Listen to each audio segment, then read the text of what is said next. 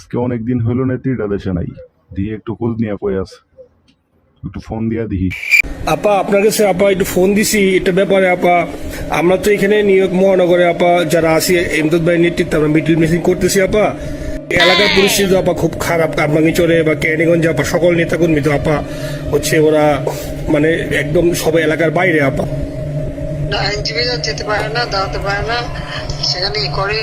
তো সেখানে যখন আইনজীবীরা যাবে সেখানে ওদের বলো যে আমাদের লোকজনদের অর্গানাইজ করে সোজা কোর্টে ওখানে যাই। আর তাছাড়া তো আর কোনো আপনি আপা কিছু মনে করবেন না, আমি পরে মাঝখানে শুনছিলাম আপনার গাজিয়াবাদ থেকে আবার দিল্লিতে ট্রান্সফার করছে আপা। আপনি নিজের দিকে আপা খেয়াল রাখবেন। না না, আমি কিন্তু আমাদের দেশের খুব কাছাকাছি আছি। হ্যাঁ, আমি খুব কাছাকাছি আছি। জি আপা, আমি চট করে ঢুকে পড়তে পারি। আল্লাহ আপনার বাসায় রাখুক আপা। আপনি যেতেই আসেন আপা, আমরা আসি আপা, আমরা আসি আপা আপনার জন্য আপা।